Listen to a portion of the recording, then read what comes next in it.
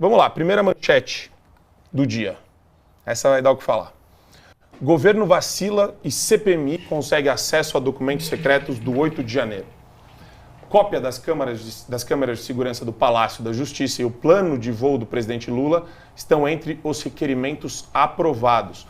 Por desatenção, a base governista aprovou, nessa terça-feira, dia 11, alguns requerimentos na CPMI do 8 de janeiro, que vão contra a linha de investigação traçada pela Elisiane Gama. Na verdade, aqui é a reportagem, estou lendo para vocês a reportagem da Revista Oeste. Eu não vejo linha de investigação da Elisiane Gama, eu vejo uma construção de história dela. É muito simples, né? Mais cedo, o colegiado votou vários documentos em bloco. E os parlamentares governistas não se atentaram aos requerimentos que haviam sido reprovados por eles anteriormente.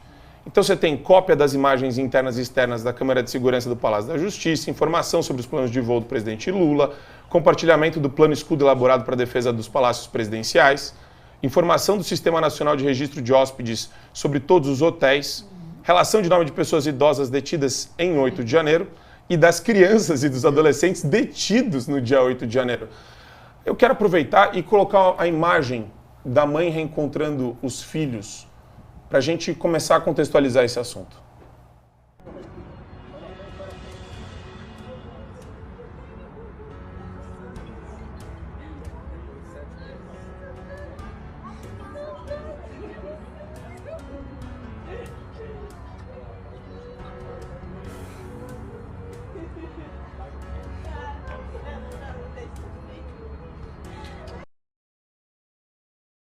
Quero passar o vídeo do Marcel Van Hatten falando a respeito, né, do que a gente está vivendo hoje no Brasil.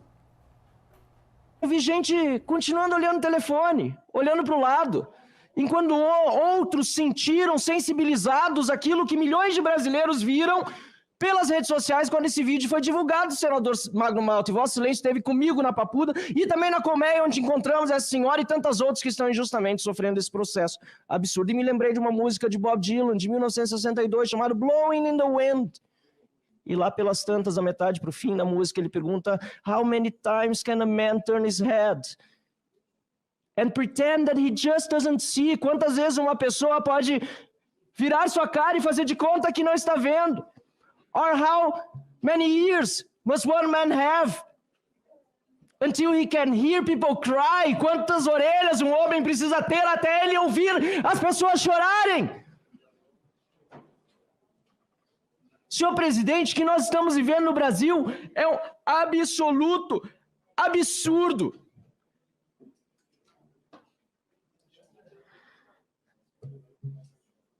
E no final, o cantor, que também é um poeta, diz: And how many deaths must it take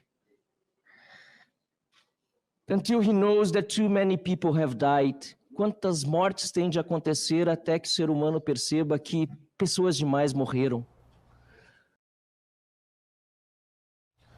Eu já quero começar passando para o Adrilles. A gente vai bater nesses pontos várias vezes aqui, porque tem muito vídeo interessante a respeito do que está acontecendo no Congresso. Me agrada muito o tom, a ênfase, a objetividade. Eu já falei isso antes. O discurso do Marcel Van Hatten, para mim, hoje é o melhor.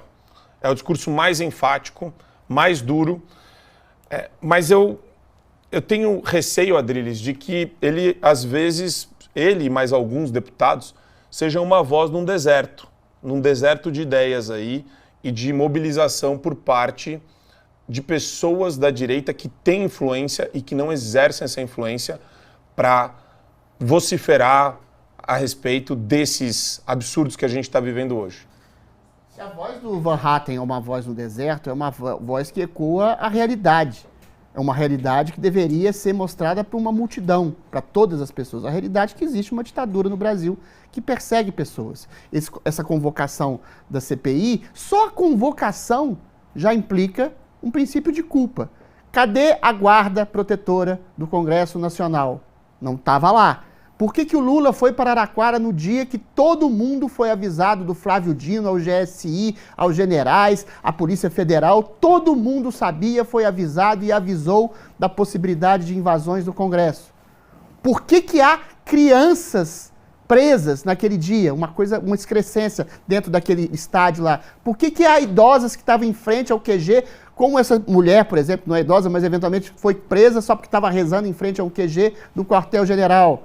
Por que pessoas foram levadas de ônibus em frente a quartéis sem saber para onde ir e foram presas? Por que não há um processo de individuação de conduta?